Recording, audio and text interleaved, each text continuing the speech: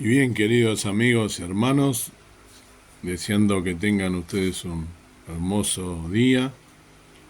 En este día quiero compartir con ustedes una meditación que se encuentra en el libro de Eclesiastés, libro que escribiera el rey Salomón, el hijo de David.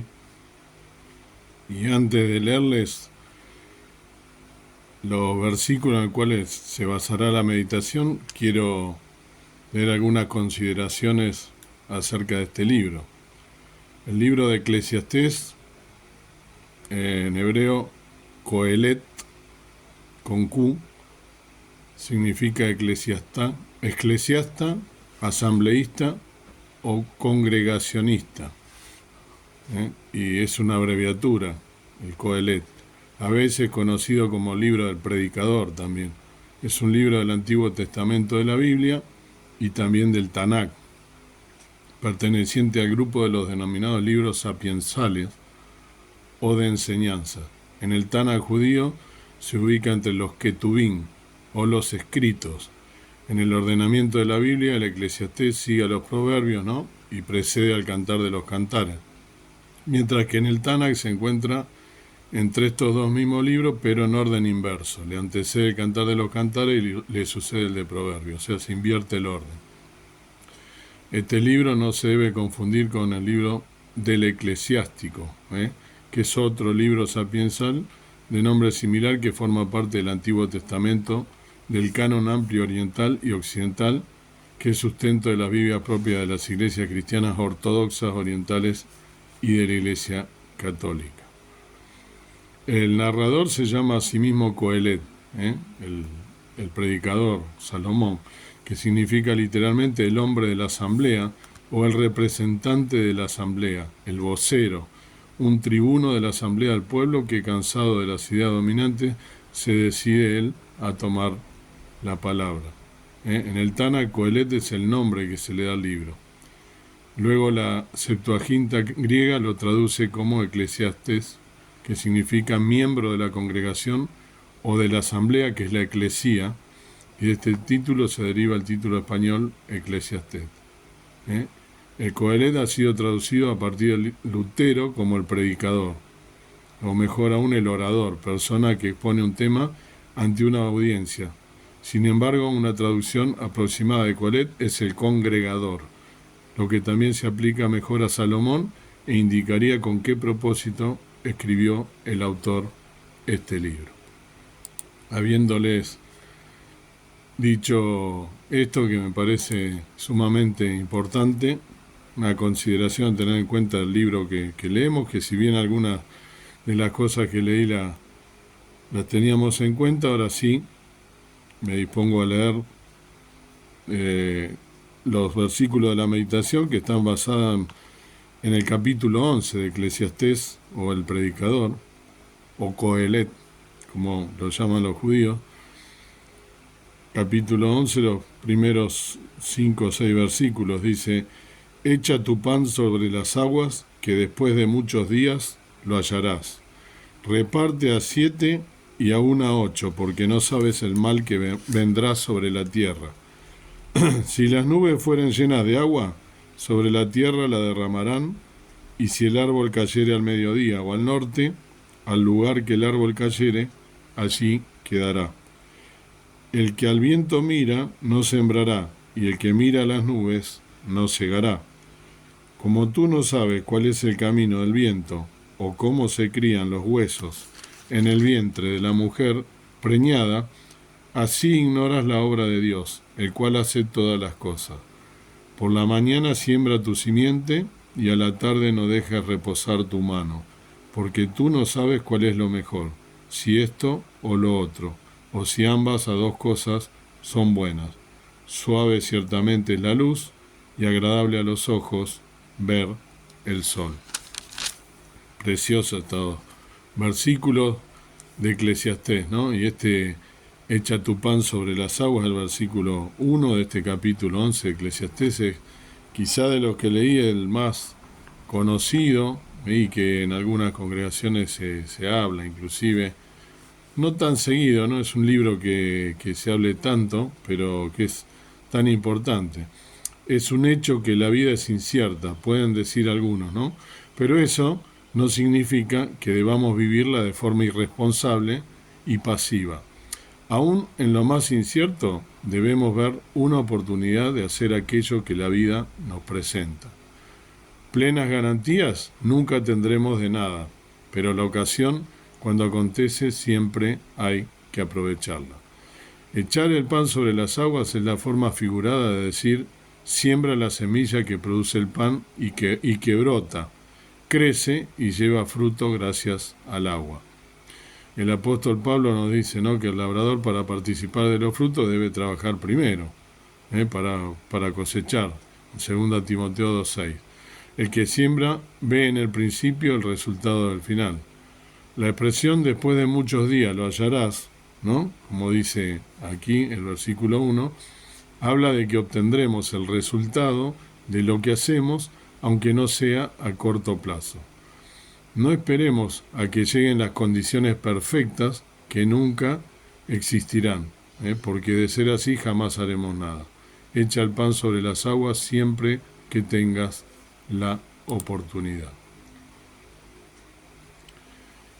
Este texto, ¿no?, se considera generalmente una exhortación a la caridad, en el sentido restringido de la palabra, ¿no?, en el que equivale a dar limosna.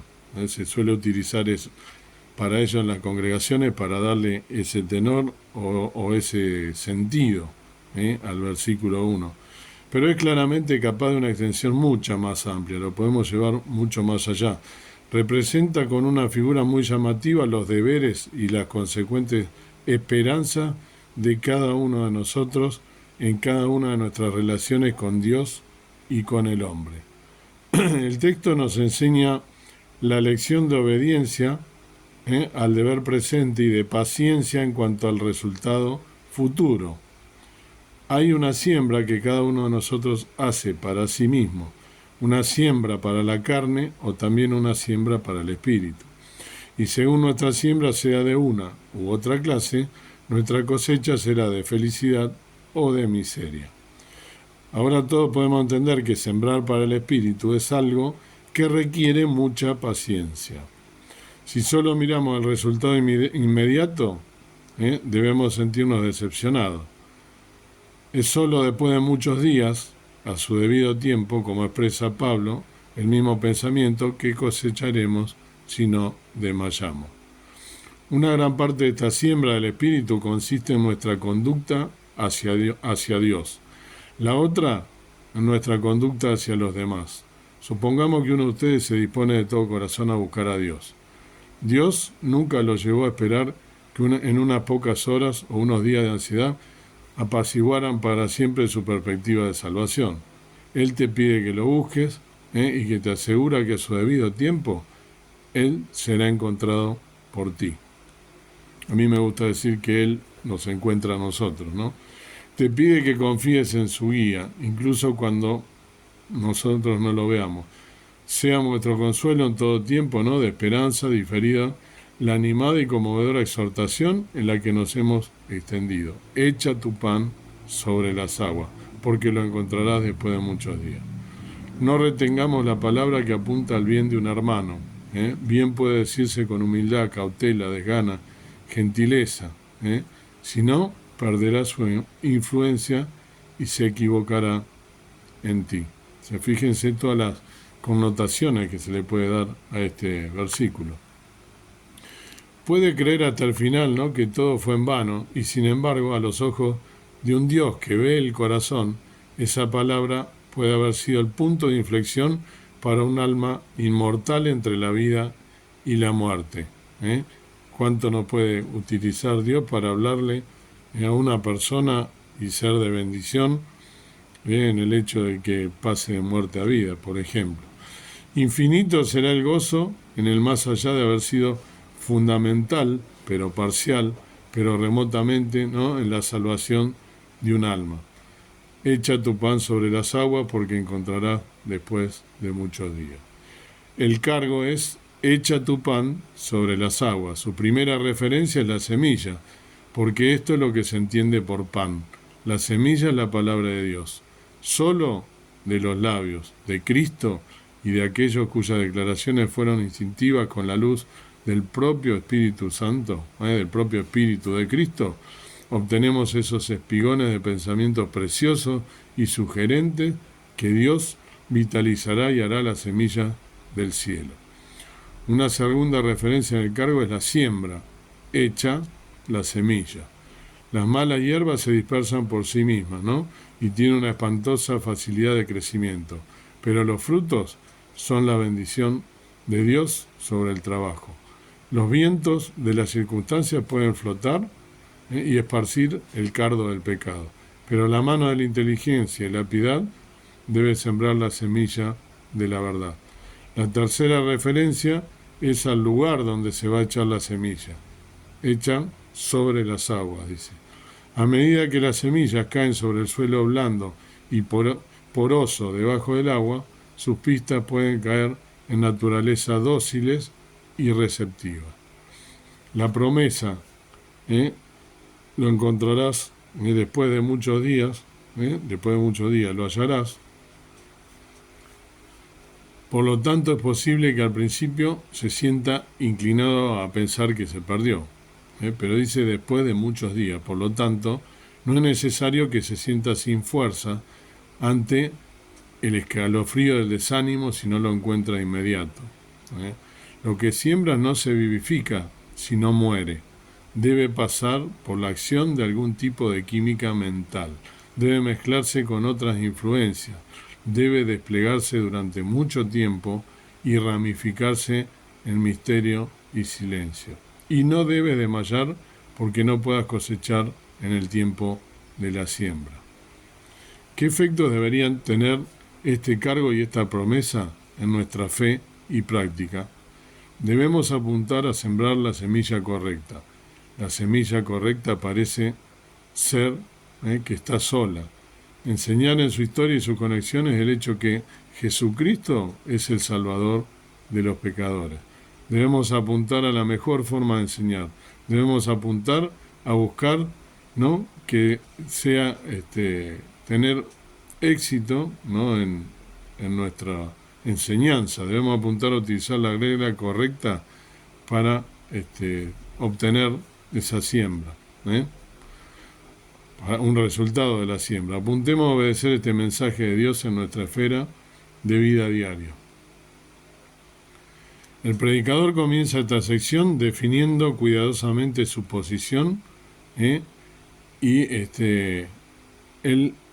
la primera conclusión es que la sabiduría, que de todos los bienes temporales sigue estando en primer lugar para él, es incapaz de producir un contenido verdadero. Por mucho que pueda hacer por el hombre, no puede resolver los problemas morales que la tarea diaria afligen a su corazón. Los problemas que debe resolver antes de poder estar en paz.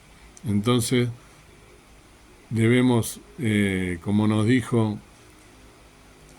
dice Salomón, entonces echar el pan sobre las aguas y no desesperar de aquellas cosas que no tienen resultado inmediato, pero que después van a tener un resultado, un fruto, porque siempre cuando nosotros sembramos, sea cual fuere el fruto que nosotros queremos obtener, no es inmediato el resultado. Por lo tanto, debemos esperar que esa semilla caiga, por supuesto, en buena tierra. Pero debemos hacerlo con paciencia y debemos esperar en Dios y poner toda nuestra vida en pos de Dios y acompañados de Él para obtener los resultados y los frutos que nos van a seguramente indicar que estamos por el buen camino. Que Dios entonces te bendiga y que puedas de esta manera actuar en esta vida, echando el pan sobre las aguas y teniendo la paciencia necesaria para poder ver luego el fruto de la misma. Amado Padre, amado Dios, gracias por un día más de vida, gracias porque en Él podemos meditar en esta sabiduría que nos dio el rey Salomón. Gracias por la palabra, gracias por esta sugerencia de echar el pan sobre las aguas, sabiendo que tenemos la promesa de que luego de muchos días lo vamos a obtener el resultado. Cuántas veces somos impacientes, cuántas veces queremos las cosas ya. También nos habla de la acepción de darle al que más necesita, como muchas veces se lo interpreta, que no dejemos de tener en la vista aquellas personas que están en necesidad, que ayudemos al que más lo necesita, como lo hacía Jesús mismo, que nos dio el ejemplo de una vida humilde, de una vida consagrada a Dios, de una vida en la cual debemos hacer el bien a aquellos que más lo necesitan, no porque esto nos dé la salvación, pero sí al ser salvos, que cada una de las obras y las acciones que hagamos tiene que hablar de que hay una verdadera salvación, un verdadero renacer a las cosas de Cristo. Gracias por la salvación preciosa, gracias porque nos has elegido para echar el pan sobre las aguas. Que así lo podamos hacer. Te pedimos una bendición en este día para que nos puedas guardar de todo mal, de todo peligro y que tengamos la mente puesta en Jesús, nuestro Salvador, en todo momento.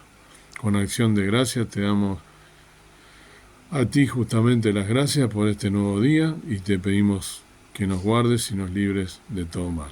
En nombre precioso de Jesús. Amén. Que Dios te bendiga y que puedas entonces meditar para luego obtener esta promesa preciosa.